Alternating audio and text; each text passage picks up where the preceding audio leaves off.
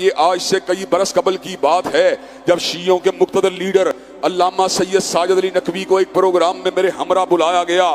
محمد مالک نے Jio T V کے programme کے اندر مجھے بھی ان کے ساتھ بلایا۔ حضرات گرامی قدر اس وقت شیعہ سنی تنازعات کی جڑ کو پکڑنے کے حوالے سے گفتگو کی گئی۔ حضرات گرامی قدر جب میری باری آئی تو میں نے سید ساجد علی نقوی صاحب کے سامنے اس بات کو رکھا کہ ہمارا اور شیعوں کے درمیان جو اختلاف ہے، کسی مسئلے کے پر اختلاف کا ہو جانا کوئی بڑی بات نہیں ہے۔ اگر آپ تفضیل علی کی بات کرتے ہیں تو آپ دلائل دے سکتے ہیں، ہم تفضیل صدیق و فاروق و عثمان کی بات کریں گے، ہم بھی دلائل دے سکتے ہیں۔ حضرات گرامی قدر لیکن اس سے ہمارے آپس کے درمیان کوئی تنازع پیدا نہیں ہوتا۔ تنازع تب پیدا ہوتا ہے جب اہل سنت کے تمام مکتب فکر، جن میں دیوبندی بھی شامل ہیں، بریلوی بھی شامل ہیں، اہل الحدیث بھی شامل ہیں، وہ حضرات صحابہ کرام سے پہلے اہل بیت اعظام کا نام بڑے ہی ادب سے لیتے ہیں، لیکن شیعہ ذاکر جس وقت سٹیج کے اوپر کھڑا ہوتا ہے وہ حضرات صحابہ کرام کے بارے میں تنقید کا لب و لہجہ اپناتا ہے تو اس سے لوگوں کے جذبات انگیخت ہوتے ہیں، جس کی وجہ سے معاشرے کے اندر رسا کشی پیدا ہوتی ہے، معاشرے کے اندر انتشار اور حلف شار پیدا ہوتا ہے۔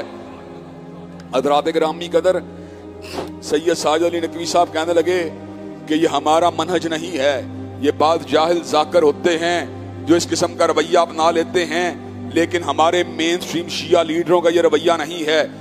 تو میں نے کہا مین سٹریم شیعہ لیڈر اگر اس بات سے بری ہیں تو ذاکروں کو پابند کرنا یہ بھی انہی کی ذمہ داری ہے۔ ذاکروں کو اہل سنت کے علماء تو پابند نہیں کر سکتے۔ آپ کو چاہیے کہ آپ اہل سنت کے علماء کے حوالے سے جہاں پر آپ نے اپنے معافی ضمیر کا اظہار کیا، وہیں پر صحابہ کرام رضوان اللہ علیہ مجمعین کی شان و عظمت کے حوالے سے بھی آپ کو کھل کے اپنے موقف کو بیان کرنا چاہیے۔ وہ کہنے لگے وہ کس طرح ہو سکتا ہے؟ میں کہا محرم الحرام کے ایام آئیں گے، آپ مجھے امام بارگاہ میں بلائیے، میں سیدنا علی المرتضیٰ اور سیدنا صدیق و فاروق کے، سیدنا علی المرتضیٰ اور سیدنا حسن و حسین کی فضیلت کو بیان کروں گا۔ جس وقت سیدنا امیر المومنین سیدنا صدیق اکبر کی وفات کا دن آئے گا، یا سیدنا فاروق کی شہادت کا دن آئے گا، یا سیدنا عثمان کی شہادت کا دن آئے گا، آپ بھی ہماری مسجد میں آ کر صدیق و فاروق اور عثمان کے اوصاف کو بیان کیجئے۔ حضرات گرامی قدر میں نے یہ بات کہی، لیکن سید ساجد علی نقوی صاحب اس بات کا جواب نہیں دے سکے۔